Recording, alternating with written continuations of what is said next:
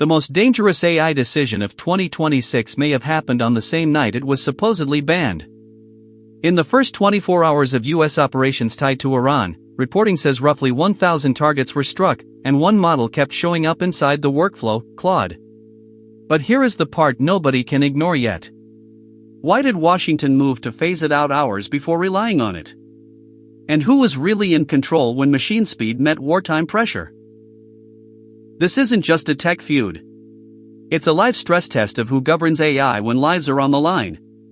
Washington Post reporting on March 4, 2026 says Claude was embedded in Maven smart system workflows during the Iran campaign. Anthropic says it refused two uses: mass domestic surveillance and fully autonomous weapons. The Pentagon said national security can't be constrained by a private company. So answer this: when governments need AI now, can policy still catch up in time? Let's zoom out fast.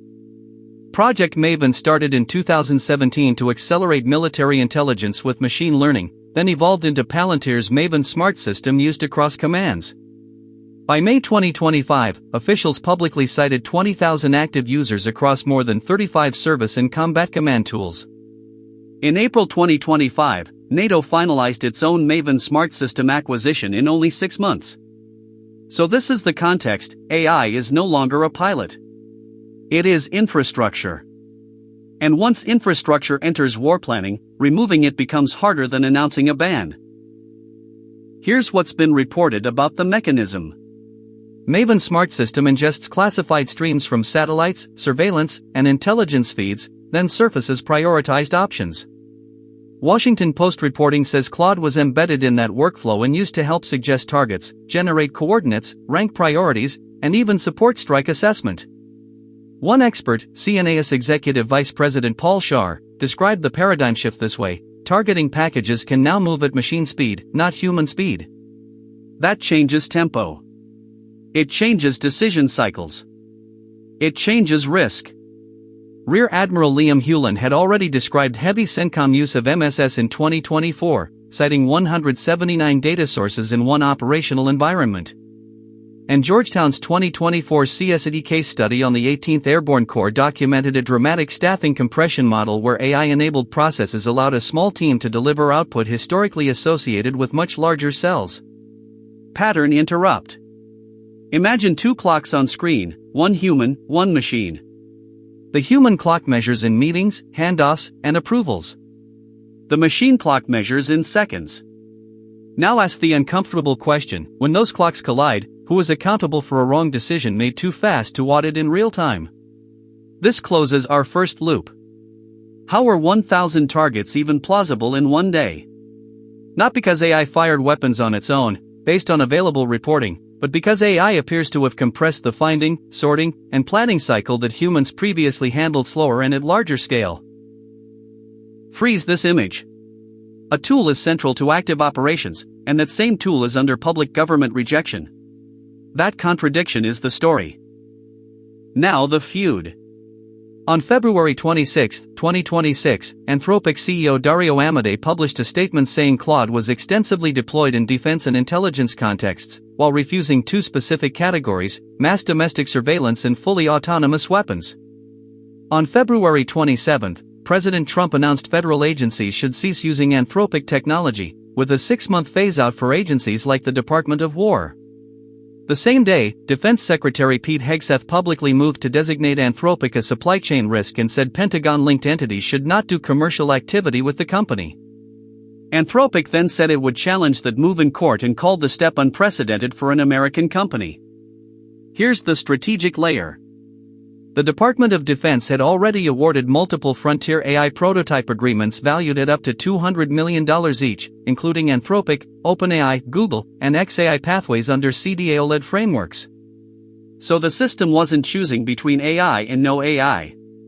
It was choosing among AI suppliers while trying not to lose operational tempo. Pattern interrupt. This looks like a breakup story, but it behaves like critical infrastructure migration under battlefield constraints. You can't rip out a central layer in one night without affecting mission continuity. That closes our second loop. Why ban and still use? Because policy posture can change in hours, but technical replacement, validation, and secure integration in classified environments takes months. Midpoint twist. The headline makes this look like one company versus one administration. It's bigger. The real fight is over default control in an AI-native security state. Private labs build frontier systems.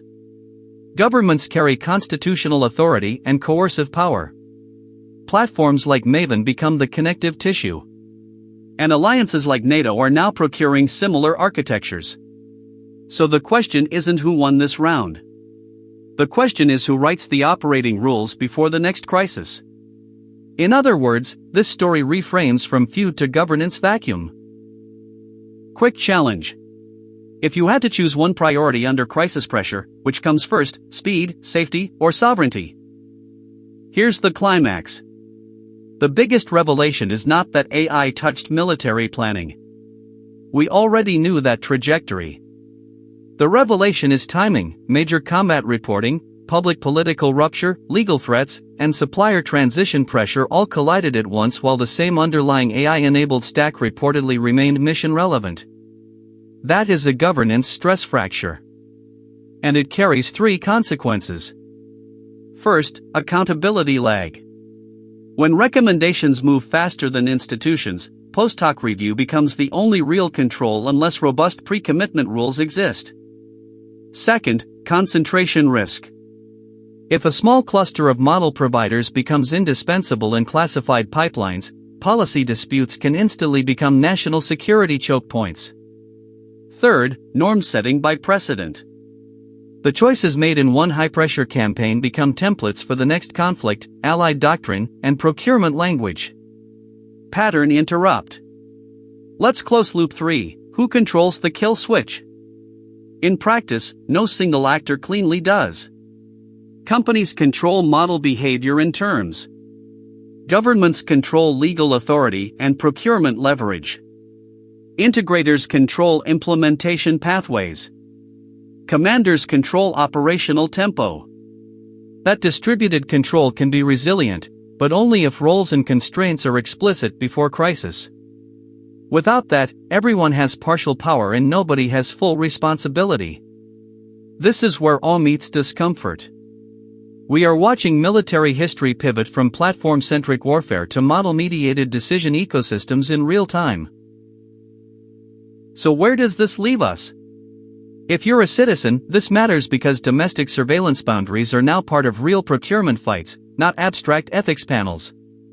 If you're in tech, this matters because model policy language is becoming de facto geopolitical policy. If you're in government, this matters because AI transition planning now has to be treated like strategic logistics, with redundancy, verification, and legal clarity built in before conflict spikes. The practical implication is straightforward: democratic states need pre-negotiated AI rules of engagement, independent audit pathways for high-consequence recommendations, and crisis protocols that preserve both speed and human accountability. None of that is glamorous. All of it is essential. The era of asking whether AI belongs in defense is over. The era now is designing institutions that can absorb AI power without surrendering democratic legitimacy. Here's the synthesis. The Iran campaign reporting and the Anthropic feud exposed something bigger than either side wanted to reveal. Modern power now depends on how fast a nation can fuse data, models, law, and human judgment without breaking trust. Speed alone is brittle. Ethics alone is insufficient. Sovereignty alone is incomplete. Durable advantage comes from alignment across all three. That is the new rule. And if democracies can build that alignment, AI becomes a stabilizer. If they can't, AI becomes an accelerant for confusion, coercion, and irreversible mistakes.